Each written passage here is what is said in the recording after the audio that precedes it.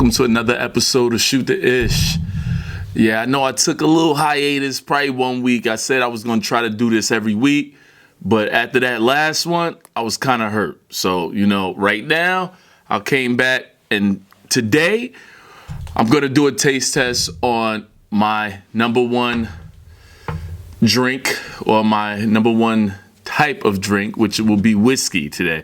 We're going to do, I don't know if you guys ever heard of it. Uncle Nearest is a whiskey, black-owned company, to be honest with you. There's a nice story behind it.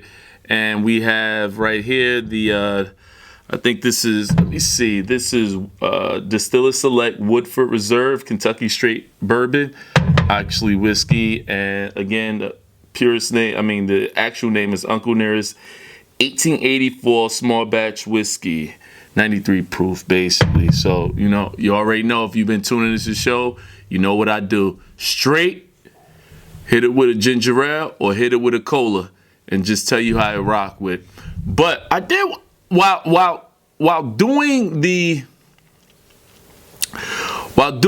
realized I was going to do whiskey, I realized something.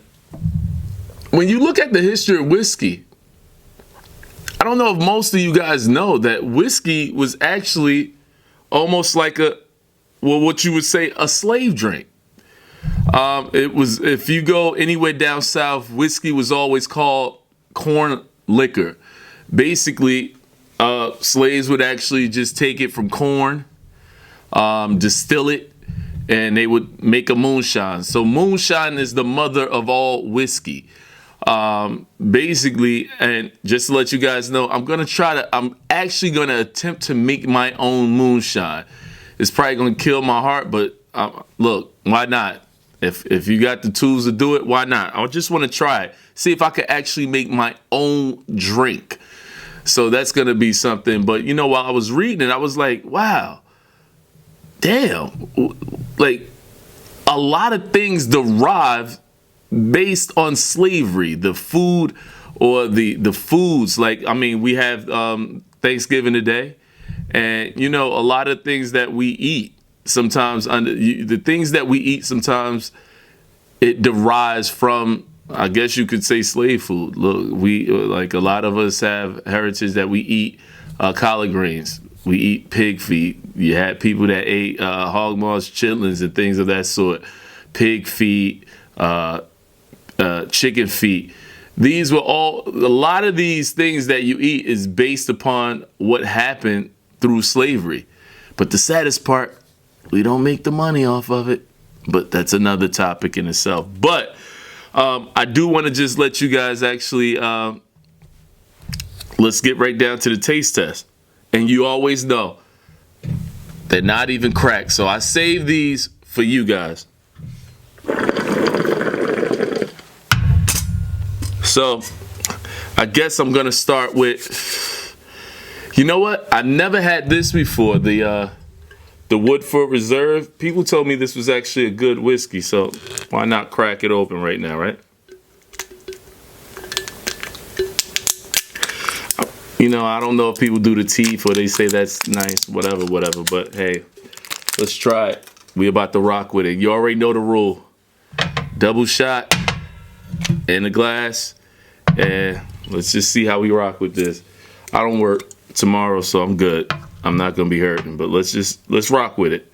And look, again, this is for the holidays. Just stuff. It's Thanksgiving right now, so, you may not buy it now, but hey, let's just rock with it, see how we work with it. So now we doing Woodford Reserve. And just, obviously, I got it on the rocks. I'm not, like, last time I was trying to be brave, I drank the 138 proof of rum. And I think that ruined the taste test because my damn esophagus was burning. So I think I'm just going to be cautious. I'm rocking everything with ice. I'm not doing anything neat, a.k.a. just straight, nothing, no ice, no nothing, just straight. Just a shot. That's what we'll call like neat anyway. So let's see how this works.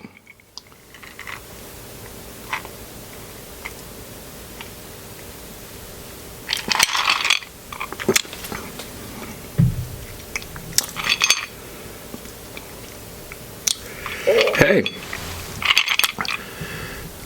Damn, this is actually good. It has like a wait, and it actually smelled good too.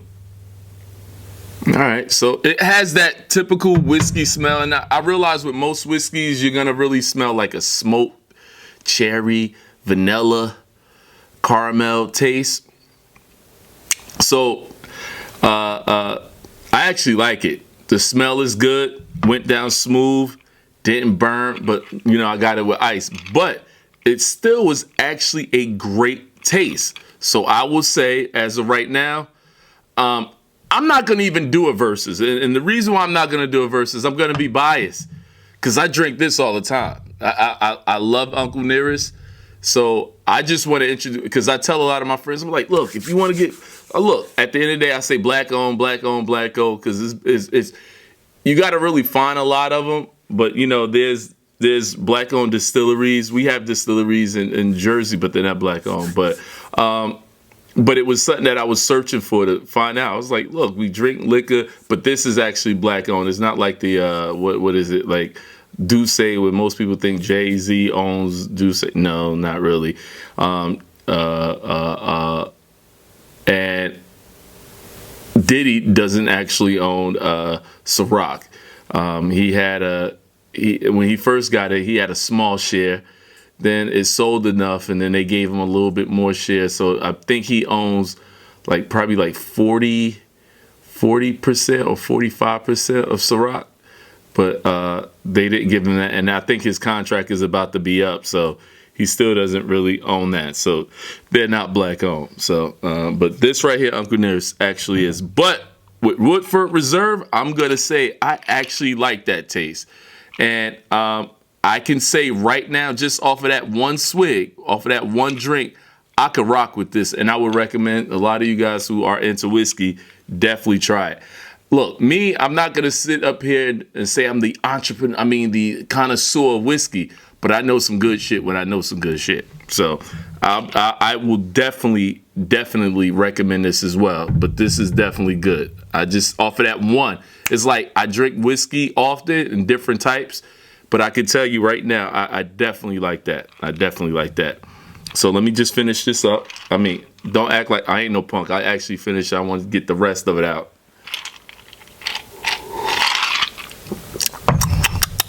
Yeah, it was actually all right. Can't complain. But here go my boy right here. All right, let's see. Again with the teeth opening. Oh, well. So, let's crack Mr. Uncle Nearest. And the thing about Uncle Nearest, let me tell you guys, it was a story behind this. Uncle Nearest was the one who actually taught Jack Daniels how to actually distill liquor. So, reality, this was the guy who actually taught Jack Daniels to be Jack Daniels and helped his distillery and helped the liquor and helped Jack Daniels create the business that he did. He was a slave, but at the same time, once he got his freedom and everything of that sort, they were able to, he worked, he helped them, he taught them. And then the story was like, they found, it's a woman who actually owns owns this company as well. And what it was is that Jack Daniels actually, they actually recognized that it was, in fact, that Uncle Nearest actually helped them. And what they did was help the one who owns the company. They helped back her to get her own distillery and help her get into their business. And that's how we have Uncle Nearest. But she read the story of Uncle Nearest, and, this was her inspiration to create her own whiskey. So just some little fun facts. Just read about it. It's definitely an interesting story. So, all right, you already know what I do. Double shot, double shot, double shot. And let's go with Uncle Nearest. You know what? And to be honest with you, they have two. They have a 93 proof and 100 proof. So that's the Uncle Nearest right here. So let's put these tops. I don't want to make a mistake and actually drop it, and then all this stuff is over the floor. All right. Oh God. Ooh. I mean, I'm good. I'm good. I can handle this. I can handle it.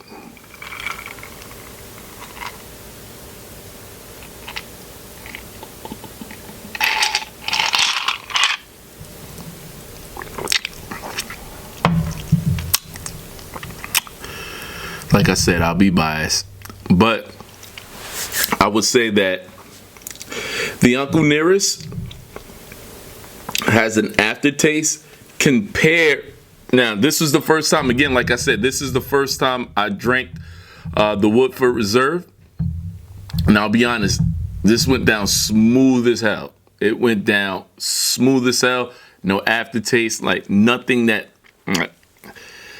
It was actually smooth, and like I said, I like it. I'm biased to Uncle Nearest.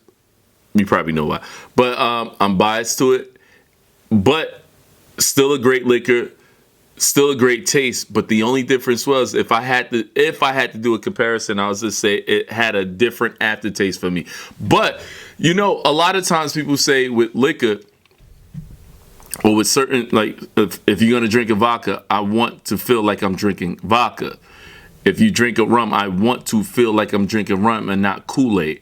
And it's the same thing with some people with whiskey. Some people say, no, I like the aftertaste because I know I'm drinking whiskey, or I know I'm drinking this is potent.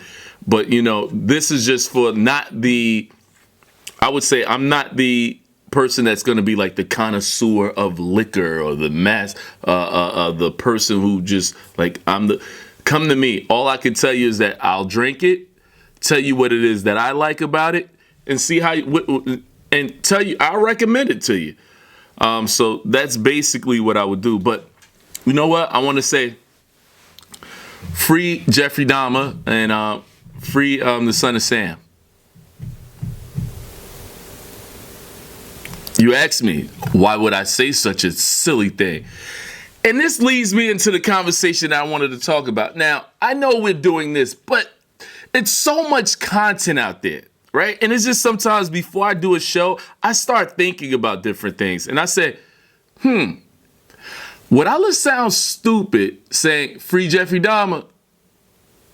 Free my homie Jeffrey Dahmer, let him get out.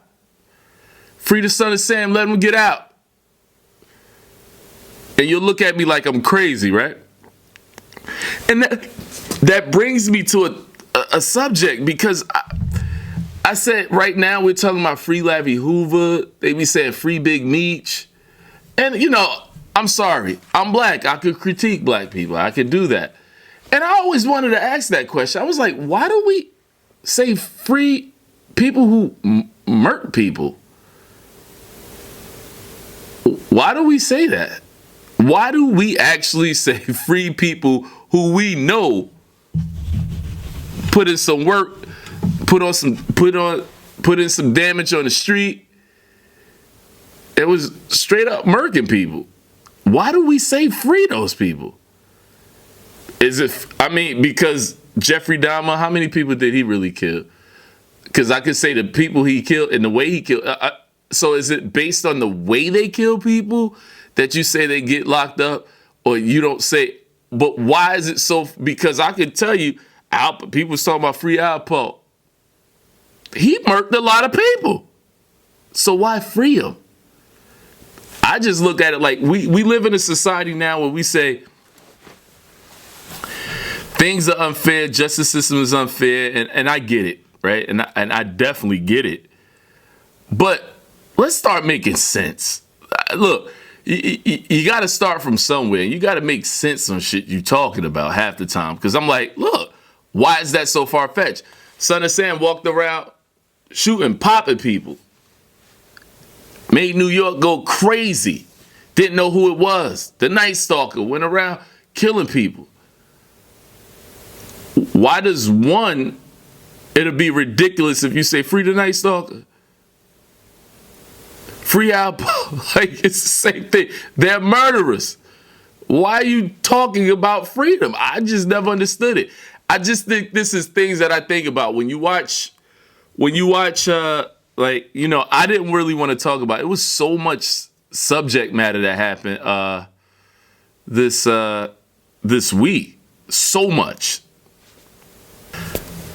And what made me think about this stuff, and like whether or not I'm saying, why do we look at saying free this person or free that, or looking at the people why do we as black people look at certain things? But, I didn't really want to talk about, Young Dolph. Really didn't. That's actually an artist I actually like. And then that same week, I was going to do an episode about the Dana Lee and the baby. Had a great subject, but then that, like, you already know the way social media is, something's always happening. Something, like, it went from Dana Lee, then it went to Young Dolph. Then at the same time, Young Dolph going on, Rittenhouse was going on. So it's so much subject matter. And it was like, okay, how do I talk about the issue of Young Dolph without talking about the issue of Young Dolph? Yeah, that's that liquor I'm burping off it. And what it made me look at, and I think I try to look at different things, like, you're from the hood, gunplay. Do we, when we see these people die, do we get to the point where it's like, yo, man, they killed them. That's so wrong. Why they do that? But we sometimes don't understand, like, if you come from the street, that's a part of the street life. If you promote it, it's stuff that come with it. We sometimes look at, like, actors. Sometimes people say, well, what's the difference from an actor? An actor knows it's the role. They play it for that time. They leave that role. We all know it's a role. The word is an actor. The feel of work that person do is acting. But the thing with, rappers, and it's us, rappers, is that we feel we have to portray what it is that we say we live. So again, you can't get shocked when certain things happen. The streets love me. The streets love. Let me just say this, and I think everybody need, like, I remember I had topics where people talk about, like, yo, nah, if you a snitch this, you a snitch this. I don't understand that. Because to me, who loyal? The streets damn sure ain't loyal. Like, and let's be honest, everybody who that was snitched, they could probably handle that time. When you get a specific time, they gonna get it. It's like, it's rare. Everybody's telling. The only way you don't have to worry about somebody telling, you do your, Naughty by Nature said it best, I do my dirt all by my lonely. That's the only way you know. Ain't nobody saying nothing. Because if somebody's saying something, it's you. But other than that, don't, like, I just don't trust people. So when it's all said and done, you can't say what the street's supposed to do. You can't say what I think. Yo, I got real folks, like they said. It'll be sometimes your friend be the one that gets you.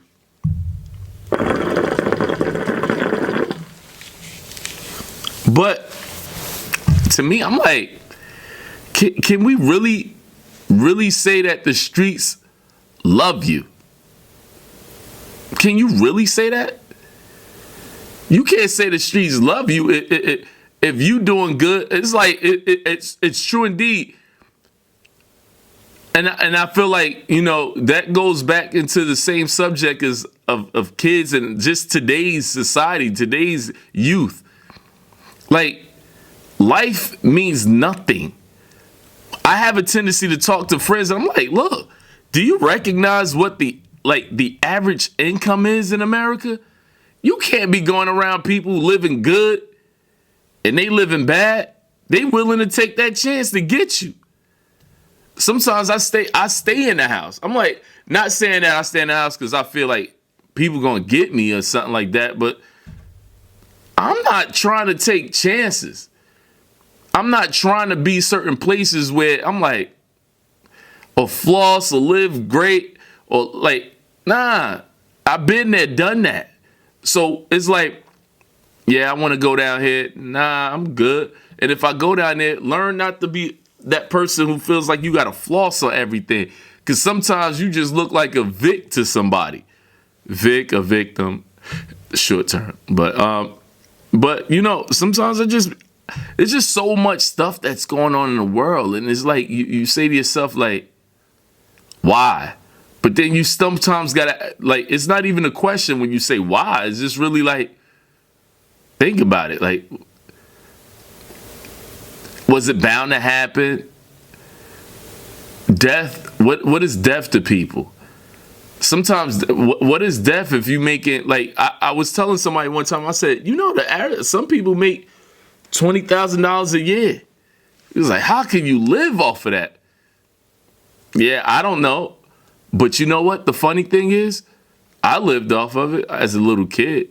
You know, you have welfare, you have Medicaid, then you try to whatever, and that's a scam in itself, because God knows if you try to, you can barely make it.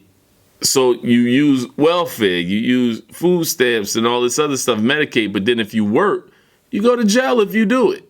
So they feel like you're cheating the system. But then you say, oh, you lazy motherfuckers don't want to work. No, they do want to work, but the jobs they're getting isn't even good enough for you to take care of your family regardless. So it's always a catch-22, and it's easy to pass judgment if you never lived in it. And then you look at the kids nowadays, and everybody feels like, you know, what would you do if you had no choice? Believe me, I have a huge family, and you can make the right choices. Sometimes you realize you can't deal with the things and feel like you can't talk. Your parents out here, you want to go out and hustle because you want to look like you want to be cool with everybody else. I tell everybody, and anybody that knows me knows, when I was in high school, I ain't even had a name brand clothes. But what it taught me was the fact that I'm going to find out who my true friends are. If you're going to talk about me you wasn't my friend anyway. You know, you weren't my friends. So really, somebody that don't mean nothing talking about me, it really don't mean anything to me. And that's that type of hard skin you got to kind of have, or just realize that mentally you got to be right. Now, to this day, I still have the same friends. And my friends will all tell you, nah, Cliff was broke. I had some worn down. They used to call me Clubbing Cliff because I realized I was kind of smart. I said, shit, if I can't get the name brand sneakers, get the name brand clothes, I'll just always come to school with dress clothes, with shoes and stuff like that. Because shoes, look, ain't nobody looking at shoes and see what brand of shoes you had on at that time. So I was like, all right, I could go to school looking like I'm dressed up all the time. And my boy used to call me Clubbing Cliff and stuff. Don't take that. For those who know me, don't take that and run with it. But I'm not running away from the taste test, though, even though we're not doing the verses, though. So now I'm going to rock it with a cola, right? Let's see how this Woodford Reserve work. And you already know the rule. Double shot of Coke with the Woodford. Let's see how this goes. I think I got a drink. I'm not gonna lie to you. I've been doing these taste tests, and I mean, for those who know me, my bar is already on point. But I did find some liquors that, you know, I realize I actually mess with, and I think it's it will continuously be part of the bar though. But let's just try this.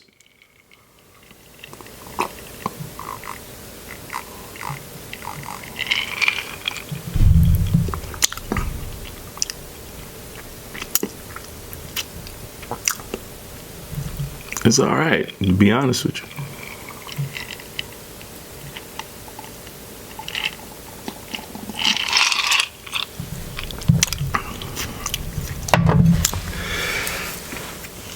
I gotta say,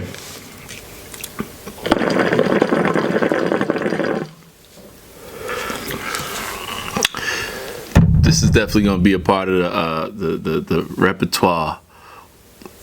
This will definitely be a part of the repertoire. I like it. Still smooth with the Coke, good drink. But for those who know, I always do all my whiskeys. I usually don't follow my whiskeys with Coke. Most people do Jack and Coke, that's a whiskey. But me, I usually like the ginger ale and the whiskey because it helps with the vanilla type taste. When you mix them together, it gives off this vanilla taste. The ginger ale just does it. Ginger with the molasses and because whiskey is like a lot of sugar drink and it got the little like smoke in it. Like it just seemed like it all goes together. So that ginger ale goes with it on point. To me, that's what I like with it. So let's try the Uncle Nearest. All right. Like I said, you already know how it go. We go with the double shot. All right. Double shot. And the double shot of cola. Now y'all gotta understand why I missed that 1 week. I'm not, like I said, I got my damn esophagus burnt off of that 138 proof. So let's just rock with this. See how we going with this.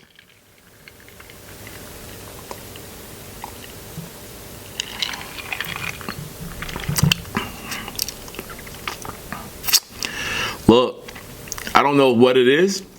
I'm biased to whiskey. They both taste good. And I think, truthfully, what I would say, at the end of the day, I don't get money for doing this. I just do this because I know a lot of drinkers. And, a lot of times I tell them, hey, try this. And then I say, why not? Just do it. Just bring the liquors that I like. Let people know the ones that I like and tell them to just try it out. It's definitely good. But I'm definitely feeling both of this. They both work well with the Coke, too.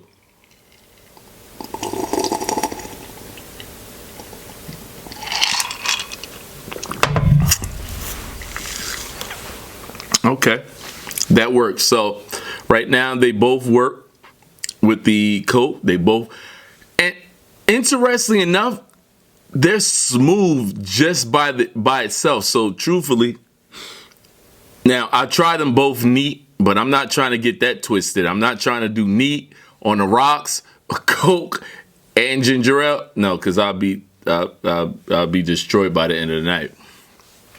But what I would say is that, they're both definitely a good whiskey. So if I would recommend those who are whiskey drinkers, definitely try these out. They're worth it. And again, like I said, I don't get paid for it. YouTube isn't. I mean, they're not calling. Uncle Nearest ain't calling me saying, hey, we're going to give you some money for it. But no, it's just something that I like. And I said, why not do things that we like? And and I would always tell you guys, like, I have friends that I see on Facebook, and I tell them all the time, I was like, look, definitely, like, I like entertainment. I find myself watching YouTube more than anything, than even the regular TV. And I always tell people, like, yo, you got some stuff. Put out some content, because I damn sure would subscribe. And, one of the things that I realized, and I say this often with you guys, I put the content out for those to be entertained and everything of that sort. But, please share, like, put a like. You know what? The minute you open it, just hit a like. Just hit a like. That helps. It helps to understand that, with the subscribers, with the likes, it coincides that you got people that view. The likes are very important to most YouTubers who try to create content. Just definitely put a like. It don't cost nothing. And I always say, it don't cost nothing. Support is free. Click, got a like, that's it. We on point. Thank you. And like I said, I always appreciate those who still continue to watch the show. But I realize it was my fault because sometimes I'm not consistent with it. But, I definitely appreciate it. But to get back to what we were just talking about, I realized, like, with the things that we're, like, the content and dag, am I forgetting? Because this hit me already. But no, I think what I was saying was in reference to, how we look at and whether or not the streets are loyal and everything that's going on in society right now. I just realized sometimes it's just so much like like you have to be the example. I was talking to somebody earlier. I was saying, it's crazy that when you look with everything that goes on, and sometimes, and look, I'm going to bring it back to sometimes, like I have to bring it back to the black community sometimes. And I think it was interesting when, like I said, when I decided to do this podcast, I said, look, understanding where like black people, it's where we come from, where we derive from. And I always say the black American is a very, very strong people. The narrative or what they sometimes put out there for the black American is very deceptive. And I'll tell you a story. When slaves got their freedom, one of the things they did to prosper, because you got to understand, a slave, when they got freedom, there were things you got to understand. America was built off of the back of free labor. So when you gave them their freedom, America was no longer getting that free labor. And if you prospered on free labor, your whole thing is to get it back. But you got to do it in different ways. You create certain systems to set it up for that different way. So it was like when you got your freedom, if you didn't have a job within a certain amount of time after getting your freedom, you can be arrested. Then you go to jail, getting free labor again. If you actually understood, and I spoke to people, and we speak, and I sometimes have conversations with people, and I said, look, you got to know history. When you come to America, don't fall victim to the lazy black concept. And I always tell people, you look at things of what you see now. But I always tell people all the time, I said, look at it this way. I build the house. You break it down. I build the house. You break it down. Do you think I'm going to keep building the same type of house? Because the first house I built was big. The second house I built was big. I still want my house. But do you think I'm going to build a big one anymore? Because I realize you keep breaking my house. So what do you think happens? You get tired of keep building that big house. So now you say, I'll build a smaller house.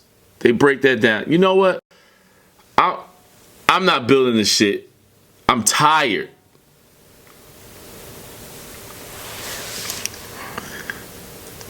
Just think about that concept. So when people come to America and they have this depiction or belief that black people are lazy. No. Understand history first to understand where it comes from. Understand history first. Then, because sometimes when you create an argument, because sometimes I talk to a lot of people, and sometimes when they make statements, I already know they don't understand his story. And sometimes it's not about saying that, oh, you still going to talk about that? No, history makes a difference. That's the same thing as if you get abused and they say, yo, that person was abused, the mother was abused, the mother was abused, the sister was abused, the stepson was abused, and it goes on and on. There's a history that creates a situation why that person is the way they are today. But there's a past that creates that person. Yeah, there are certain people that overcome it, but you can't deny that there was a history. There's a cause and effect. But it goes back to the story I was about to tell you in reference to the watermelon and the chicken. When slaves were free, they prospered. They created businesses. They knew how to harvest watermelon. They didn't know how to make chicken wings, chicken. And let's not laugh at that, because look how many goddamn chicken restaurants we got now. So we did that because that was something we knew how to do, because we cooked for the masses. So what you found, the most of the business that were actually being made or done by slaves were based on food, cooking. That's what we did. We knew how to harvest agriculture. We knew how to plant. We knew how to like plant food and grow food. And that was a big thing, watermelons, right? And we made money. And then you ever look, I mean, if those who are, and this is directed to those who are history buffs. When you see, and I always say this is based upon, if you see a girl you like, what's the first thing you do? You pick on her to make her feel bad. Because you like her. You see something you like in that person, so you make them feel bad about themselves. So think about, what did they say about black folks? Chicken? To make you feel ashamed that you eat chicken. Make you feel ashamed that you like watermelon.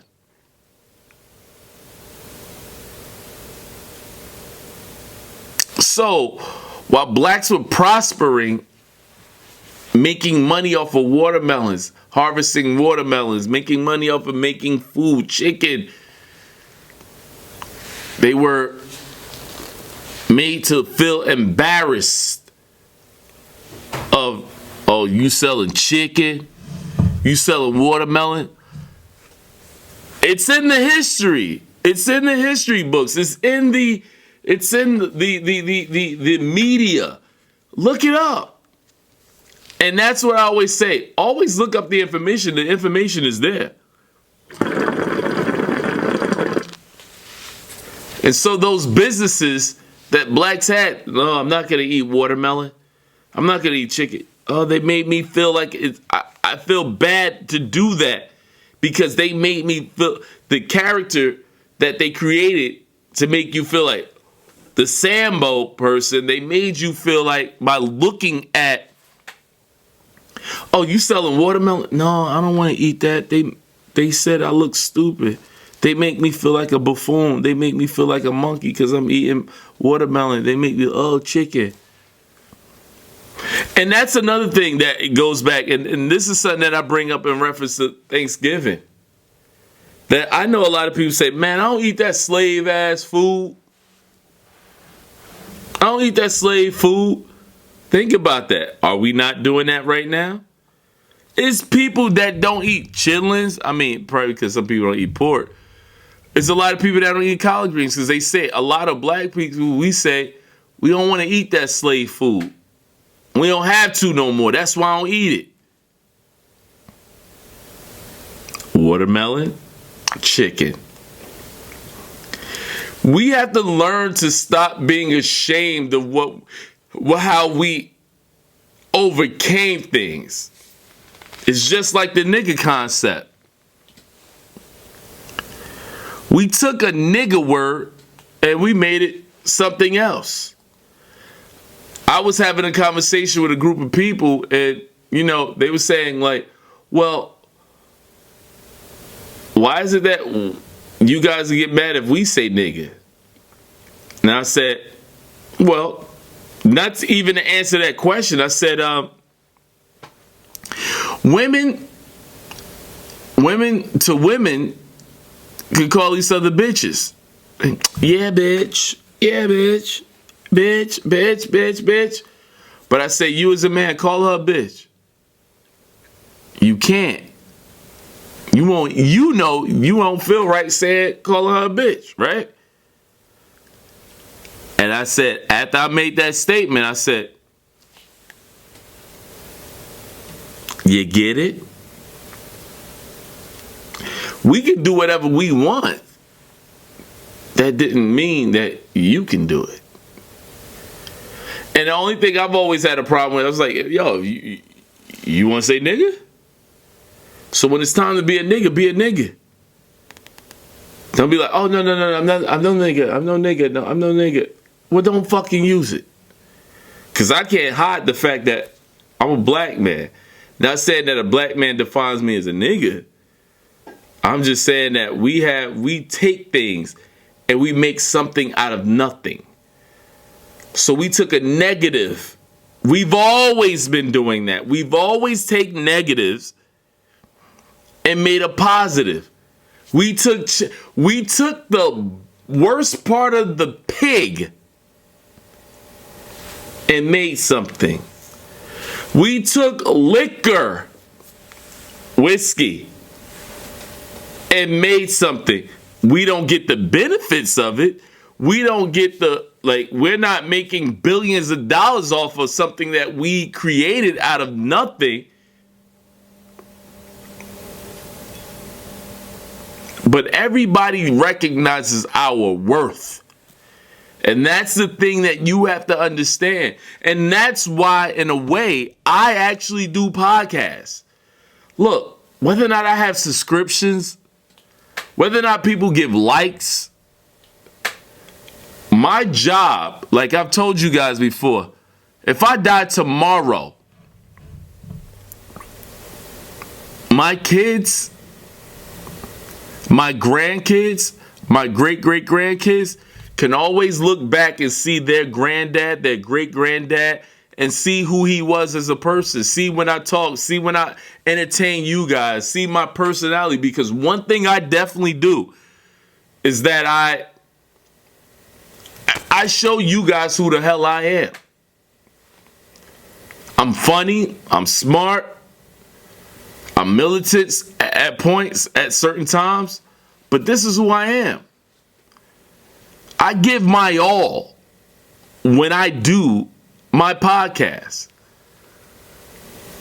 If I can get 5 people to look at it, I feel happy. But sometimes it's not about the viewers.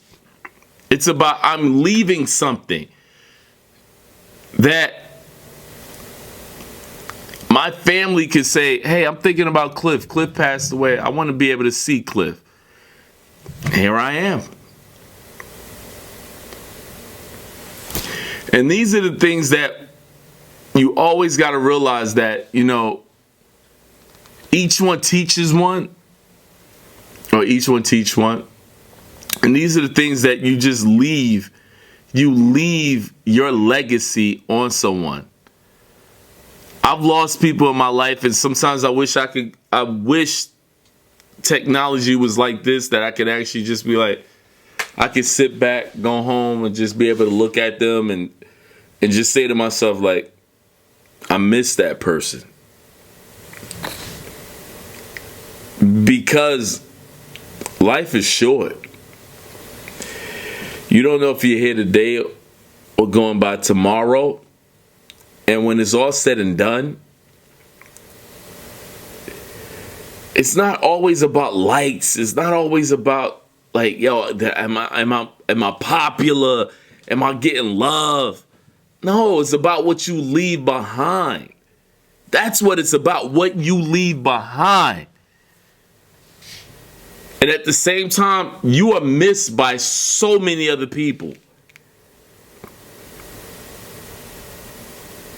So when I talk about the things that I talk about, sometimes we say to ourselves, like, I'm sorry, I do talk about black situations or black people because there's things that I learned that I want to tell people about. And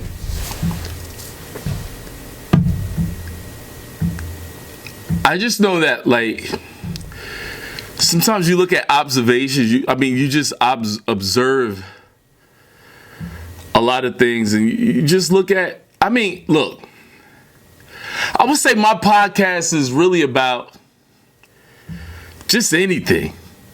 I'm random as hell. I'm just a person talking, expressing what he feels, expressing just random stuff. I'm going to talk about this, but I'm here to just talk, just speak, be who I am.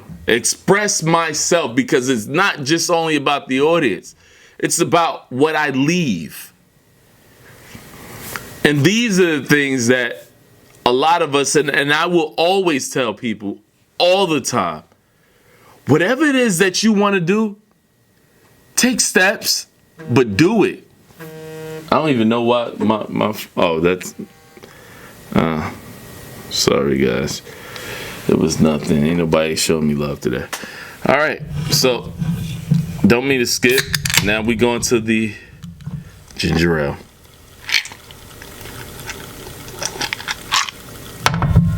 All right, so this time we're gonna do Uncle Nearest first. Woo! I'm feeling. Just to let y'all know, I'm feeling this right now. All right, let's rock with it. Double shot.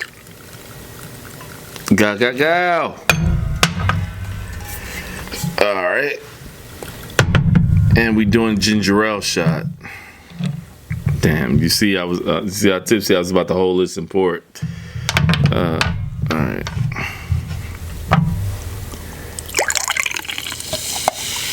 Ginger ale. All right.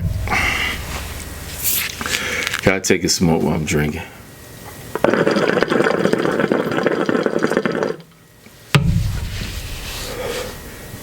One thing I gotta ask, and I don't mean to even make this seem like a stereotype, but I need some of my Dominican brethren to come through and hook my hookah up.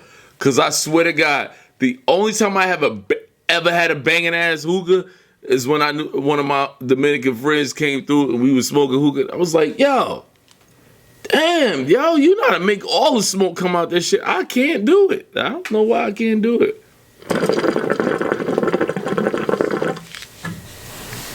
I can't, for some strange reason. So now we're gonna do the Uncle Nearest with ginger ale.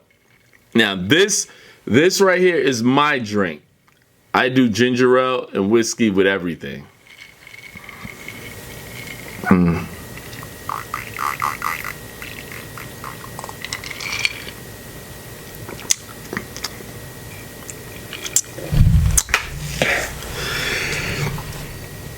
I'll tell you, that right there with the ginger ale always works.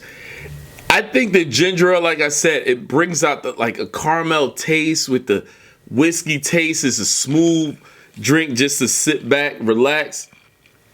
Look, usually what I do is I'm in the living room, sit back, listen to some slow music. I'm an R&B head, and I'm addicted to the fireplace. That's my thing. I love the fireplace.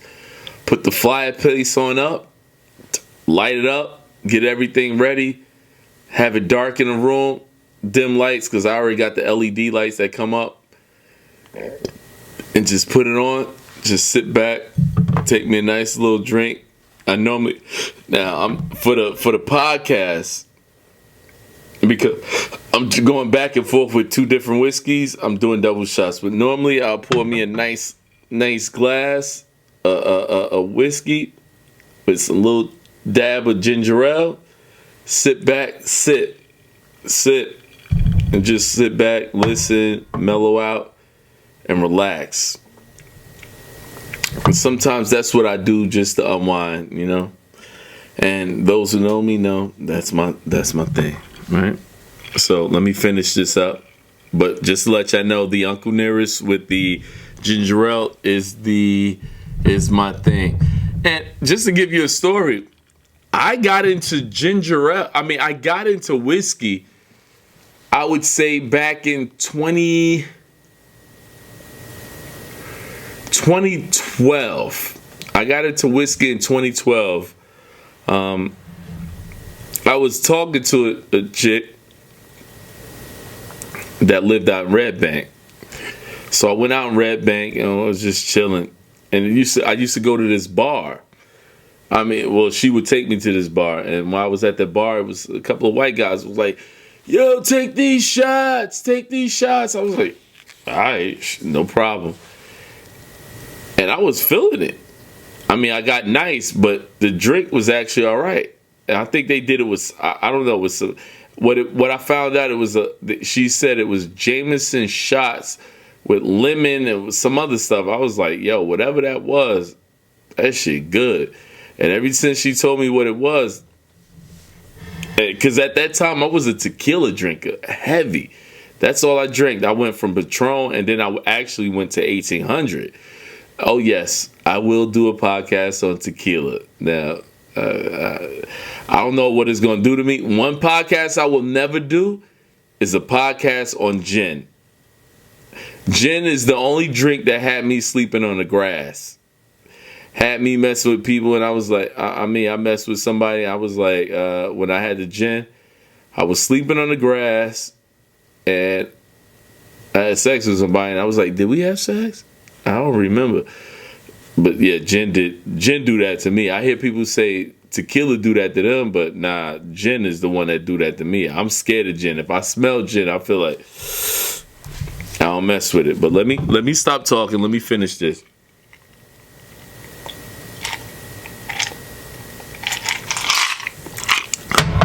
All right. But always understand, every time I do these shows, right? A friend of mine's told me, don't worry about hangovers, Cliff. All you got to do is drink a bottle of water, get 3 aspirin, you'll be all right in the morning. No hangovers, no nothing. And believe it or not, he was correct. Never had a hangover, ever. Only if I forget to take that damn aspirin and water. And as I'm talking right now, I got greens upstairs getting cooked as we speak. But, I mean, I think this was so random. And like I said, I could talk about all the other subjects, but I think the things that I talk about is just like, I actually like I like to motivate people. I would say that. I like to motivate people.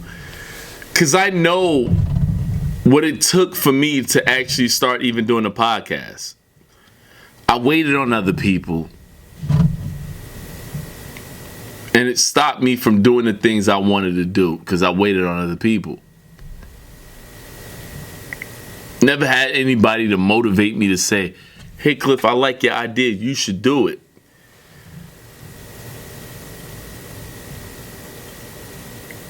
And if I can motivate or if I can encourage anybody, and just to let you know, just in my heart, I'm just not a hater.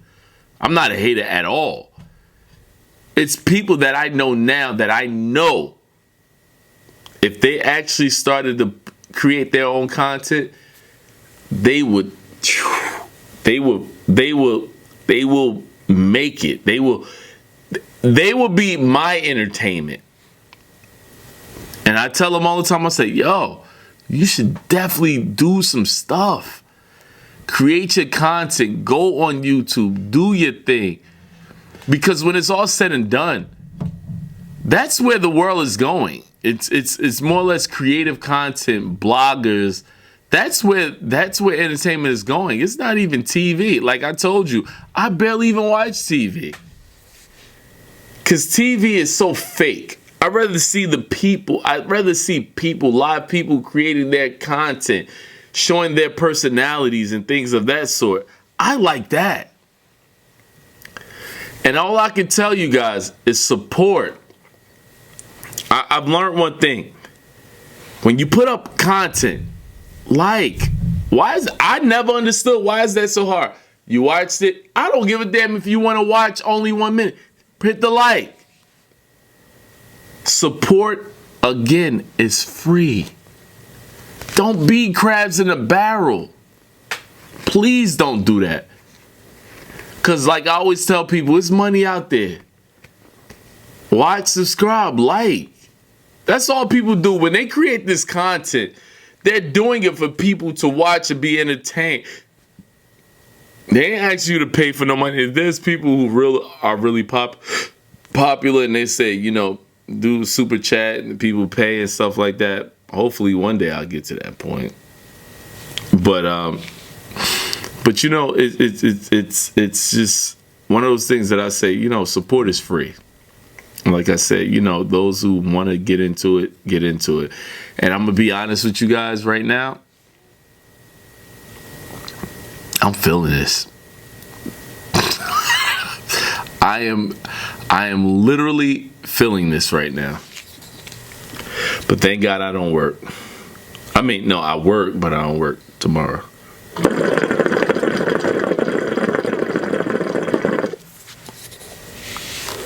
And as I said, I do promise you guys that I'm going to have a guest. But until then, be entertained by me. All right, guys, we're about to go to the Distiller Select Woodford Reserve Kentucky Straight Whiskey. And like I said, I'm gonna actually make my own goddamn moonshine. Oh, guys, I got moonshine coming.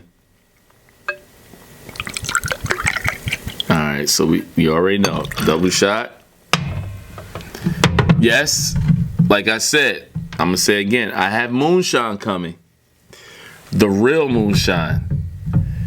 And because everybody's going on traveling on the holidays, right? And I know a lot of people going down south. And I told a couple of people I know, I'm like, oh, you're going down south? Can you pick me up some real moonshine? So I'm gonna do an episode. Look, if I thought the 138 was bad, moonshine, I don't think they put a proof on it. I'm gonna try that for you guys, but I'm gonna tell you this. I'm only drinking moonshine with a chaser. Because I don't know if I can handle it. Because what I have, if you actually go to stores right now, they have moonshine in the stores, but I have it in the house. I never opened it. I've had that moonshine in my bar going on 5 years now. I have a lot of liquor that, like, when I travel, that I just haven't opened. I have some Mama Juana that I made from DR, and that's usually a drink that comes from DR. I have that, and that's been sitting almost for 7 years. So, look, y'all see me babysitting on this. I'm scared. But it was something that I wanted to try, so let's go with it. Damn. If I'm spilling shit, that means I'm feeling shit.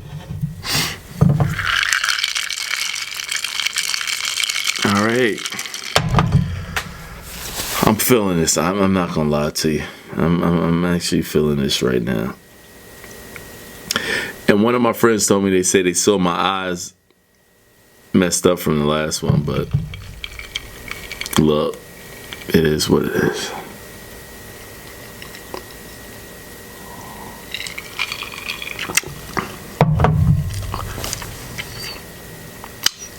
Damn. Somebody told me this was actually a good whiskey. And I will not lie, it's a good whiskey. It's actually a good whiskey. Uncle Nearest is a good whiskey, but I like this. I won't. Look, for all those who are whiskey drinkers, definitely put these two in your cabinet, in your liquor cabinet. Definitely. I like it. And as you guys saw, within this time that I was doing this podcast, I literally drank straight on the rocks. 1, 2, 3, 4, 5, 6. Yeah, I'm feeling this. But you know the funny thing? I'll just say, before I end the podcast, I guess the best thing for me to do and for me to say is,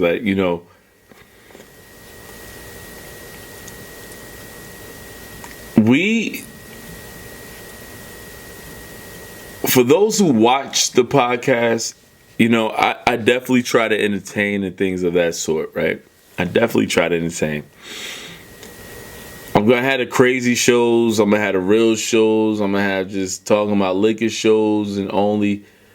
But you know, one thing I always said, I want you guys to always understand, like, you know, the reason I do this is because I always felt like I had something to say. I feel like I can entertain. I feel like I can gravitate. I feel like I speak to people. And the thing that I want you guys to always know is that I want you to succeed. I want you to do the thing that you've always wanted to do, but you thought that you couldn't do. I want you to do it. I want you to experiment. It's not always about going from here and jumping here. It's about starting here, go right here. Then go to the next step. Then go to the next step. And then go to the next step. That's how we're supposed to move through life. Because sometimes we quit because we're right here and we see ourselves here. And we'll quit because we can't get here. Don't quit. You quit because you created a false pretense of false expectation. Understand, your goal is still here. But just working from right here, working from right here, working from right here. And if I can be motivation to you, I have 73 subscribers. I've been doing a podcast for a couple of years, but I have to keep it real with myself. Was I consistent? Did I put in the work? Did I put in the blood, sweat, tears to get where it needed to be? No, I didn't. But again, I'm at 73 subscribers. But you know, when I first started, I only had 20 subscribers. Then I had 30. Then I had 40. But you know what? I never cared if I had 20, if I had 30. Because at the same time, if somebody cared enough to watch, if I had one subscriber, I'm still happy, because that's somebody who if I'm motivating anybody, because I don't know if you guys know, there were people that I knew in passing are doing great. I have a friend, Shots Media. See, I'm plugging somebody else. I love seeing people grow. I love it. This was a person I knew that he told me, man, I want to get into like video editing and doing videos and music videos and stuff like that. I want to get into all that.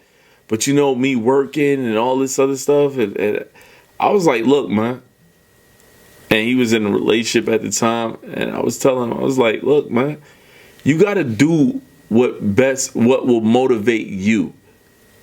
If you have the skill and you're willing to put in that time, I believe you can be what it is that you want to be if you're really serious about what you're looking to do. I see my man now, I swear, he doing his thing. He's shooting videos, music videos. He's in Cali. He be going back and forth. And I said, yo, I knew this guy when he was complaining that this is what he wanted to do. He found his calling. And that's what he's doing right now. And I'll just say, Shots Media. That's what he does. And I love motivating people. So, if I could say anything before I'm out, and this is, obviously I'm feeling this liquor, but you know, I just want you guys to definitely subscribe, like the channel, share the channel, because what you guys don't understand is that I learn the media. I learned social media. I learned YouTube. I learned everything. And liking a page helps the person who sends out the content. So all I ask you guys is definitely like, subscribe, and share the channel or share the content. And you know, I'm not gonna lie, I babysitted this shit. I had half of it. I'm feeling it too much. I'm about to take my 3 aspirin and call it a day. But call it a night. I gotta still finish making greens and stuff like that.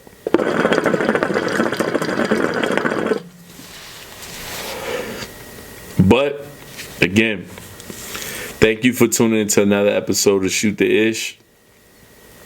And I definitely appreciate those, and I'll be honest with you, I definitely appreciate those who continue to watch the episodes, and I continue to appreciate the people who like, share, subscribe. Like I always tell you guys all the time, do the thing. No, you know what? I'm gonna leave. You know what? I'm starting to realize I'm gonna leave with something, and it's something that I started off saying years ago. A dream is only a dream unless you turn it into a reality. So all those who dream about doing things, it doesn't have to just continue to be a dream. It's only a dream unless you turn it into reality. So if you understand what I'm saying, turn your dream into a reality. So, again, thank you for tuning into another episode of Shoot the Ish. And definitely like, share, subscribe to the channel. And good night and happy holidays.